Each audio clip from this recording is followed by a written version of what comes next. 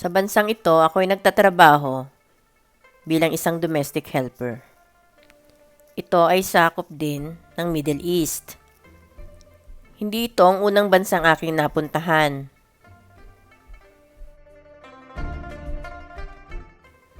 Sa katunayan, ito ay pangatlo na at marahil ito na rin yung huling pamilyang paglilingkuran ko. Dahil mababait naman ang aming mga amo dito. Kahit minsan ay nakakaranas ka ng stress, pero kailangang isipin ang perang susweldohin. Kaya laging isaisip na konting tiis na lang.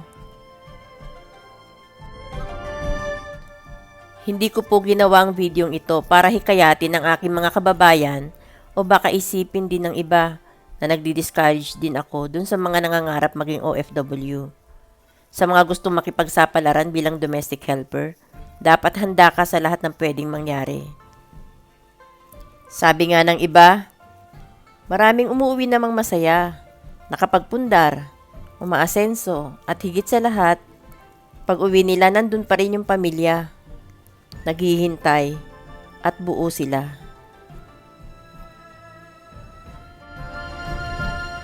Pero hindi natin maikakaila, napakarami ding sumubok ngunit nabigo. May minala sa amo, may mga nagkasakit, may mga naaksidente, may naabuso,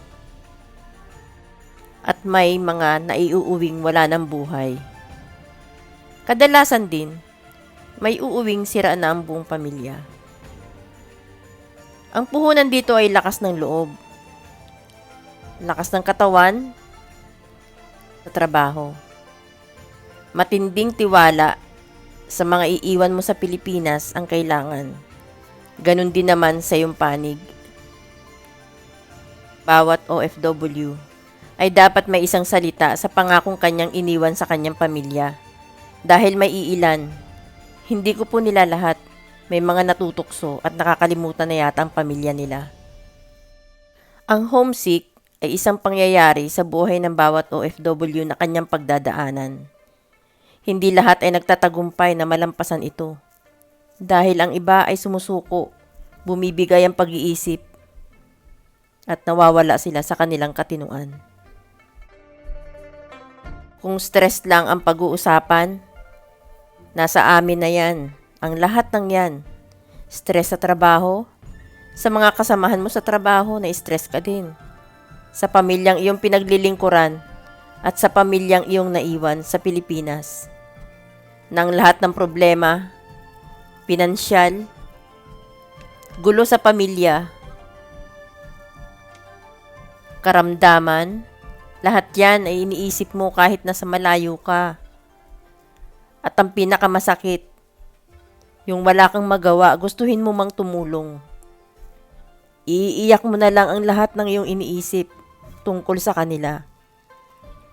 Ang kapalaran ng bawat Pilipinong nagtatrabaho dito ay hindi pare-pareho. Iba-iba po ang mga kwento ng aming mga buhay. May ibang mga nagkukwento, ang swerte nila sa kanilang mga nagiging amo. Mabait, mapagbigay, yung iba nga may day off pa. Yung iba naman, parang minalas din. Masusungit, mga kuripot, mahigpit sa pagkain, palautos at kung ano-ano pa. Ang trabaho ay madaling matutunan. Hindi biro yung gigising ka ng maaga. Kahit pa nga masama ang iyong pakiramdam, na yung sa tingin mo yung araw na yon, para kang lalagnatin, pipilitin mo pa rin. 16 na oras sa bawat araw, napakaswerte na ganun lang ang iyong ipagtatrabaho. Dahil ang iba, madaling araw na ang pahinga. Payo ko lang sa mga nagnanais makipagsapalaran sa ibang bansa tulad ko. Tibay ng loob lang ang katapat ng lahat ng yan. Labanan ang lungkot. Gumawa na lang ng mga pwedeng paglibangan. Naalala ko pa nung unang alis ko sa bansang Bahrain. Ang dala kong cellphone noon, yung mumurahin lang na tanging SIM card lamang ng roaming ang laman. Sa 100, na text nila sa akin hindi ako makareply.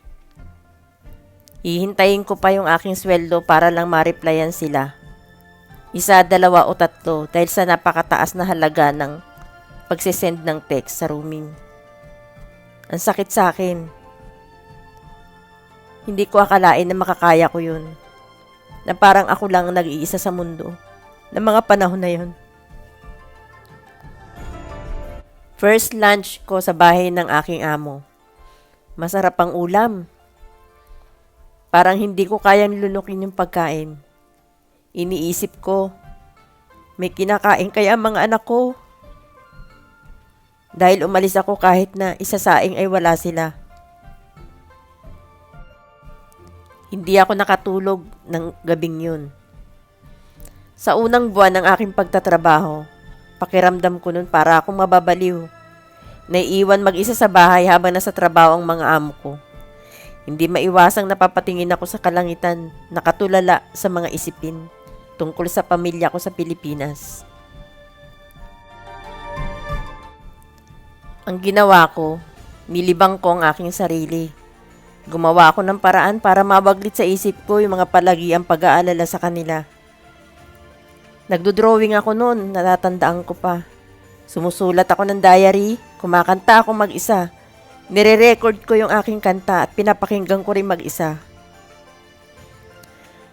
Akalain mo yun? Nakayanan ko sa loob ng 2 taon. Nagtiyaga ako. Sa awa ng Panginoon. Nakauwi rin akong ligtas. Kahit na walang ipon. Kundi mga resibo. Ganun pala yun. Masasanay ka din pala. Bago naman ako nakauwi nun, nakabili rin ako kahit mumurahing cellphone. Nalaman ko na din kung ano yung Facebook. Sa madaling salita, nalibang na rin ako. Dahil nalalaman ko na yung mga balibalita sa araw-araw. Tungkol sa Pilipinas, yung mga kaganapan, at sa aking pamilya. Unti-unting gumagaan na ang aking pakiramdam. Hindi ko na mamalayan na natatapos na pala ang aking kontrata at nakauwi ng ligtas. Sa ikalawang alis ko, di nakagaya ng una.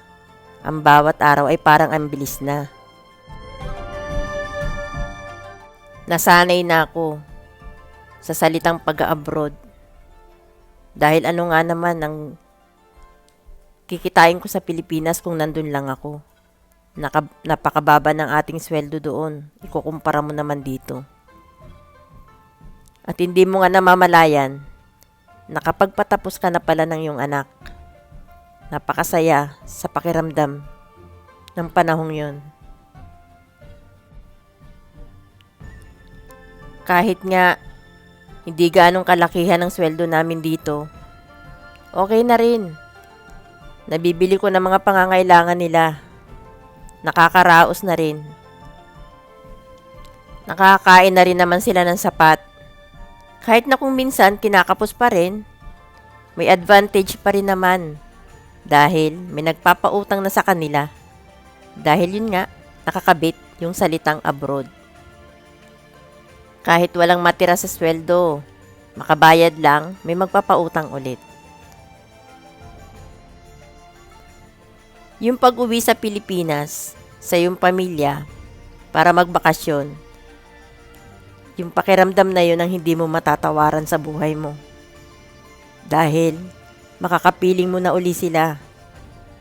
Napakasaya. Makakabanding mo mga kaibigan mo, kahit man lang 1 o 2 buwan. Kaya nga, tinatanong kong sarili ko, hanggang kailan kaya ako aalis ng bansa? Ito na lang ba lagi?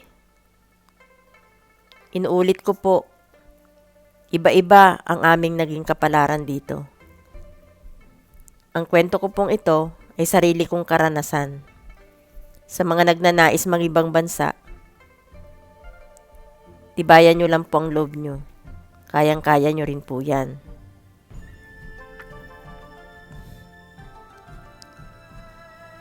Pero bakit nga ba ang mga OFW laging sinasabi na Ito lang naman yung una at huling alis ko. Gusto ko lang maranasan at gusto kong mag-ipon. Pero hindi rin natutupad. Yun din ang sinasabi paulit-ulit ng mga bumabalik. Huling alis ko na to. Mag-iipon na ako para makasama ko ng pamilya ko. Pero eto, bumabalik pa rin tayo. Bakit nga ba? Dahil siguro, yun nga, wala tayong naiipon, di ba? Hindi sapat. Siguro nga kung malaki lang ang sweldo sa Pilipinas, bakit mas gugustuhin mo pang umalis, di ba? Mas masarap kasama yung pamilya mo. Pero, ganito na nga eh. Kasi pag umuwi tayo, at nakakaranas na naman tayo ng gipit sa buhay, yun lang ang pumapasok sa isip natin. Babalik ako uli. Dahil anong ibubuhay ko sa mga anak ko. Isa pa, hinahanap na ng katawan mo yung mga trabahong nakasanayan mo dito. Kaya, eto na. Ito ang kapalaran natin eh. Pero sana, gabayan ako ng Panginoon sa mga trabaho ko. Kung minsan, nararanasan natin yung may karamdaman na rin tayo. Natural lang yun dahil nagkakaedad na tayo. Hindi na rin maiwasan na marami tayong nararamdaman sa katawan. Mabuti na nga lang at mabait din ang amo ko dito. Nililibre niya rin ako sa mga gamot na aking kailangan. Nagpapasalamat ako sa kanila dahil hindi naman sila mapang-api. Kaya siguro, dito na rin ako tatanda. Hanggat kaya ko pa, magtatrabaho na lang ako dito.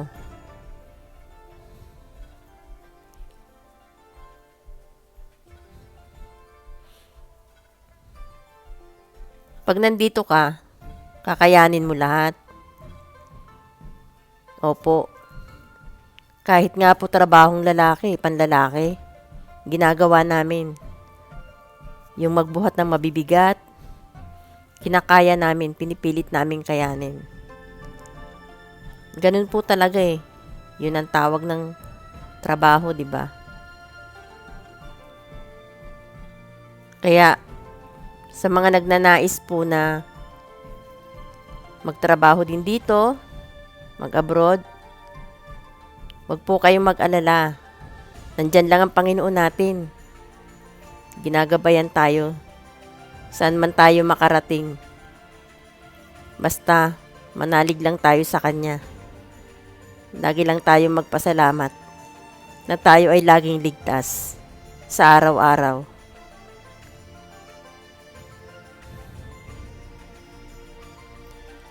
Hindi ko nga po akalain eh, na halos 9 na taon na pala akong nandito sa ibang bansa, na hindi kasama ang aking mga anak. Nakikita ko sila sa cellphone, nakaka-chat ko, pero di ba hindi sapat yun. Kaya hanggang ngayon, hindi pa rin maiwasan na dumarating talaga yung lungkot. Dahil namimiss mo sila.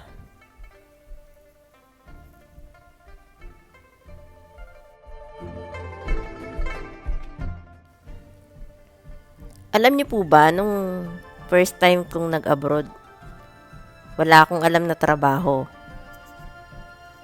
Kaya, laking pasalamat ko rin sa mga nakakasama ko.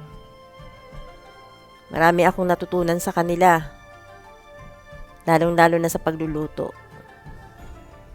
Ngayon, hilig na hilig ko na yung pagluluto. Samantalang noon,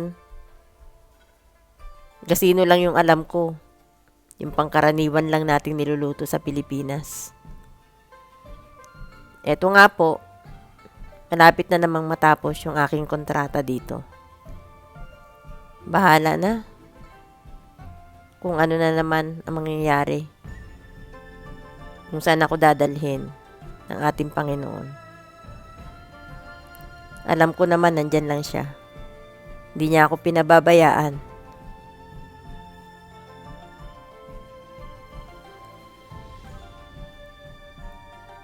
Hindi naman po lahat ay malungkot. Minsan po,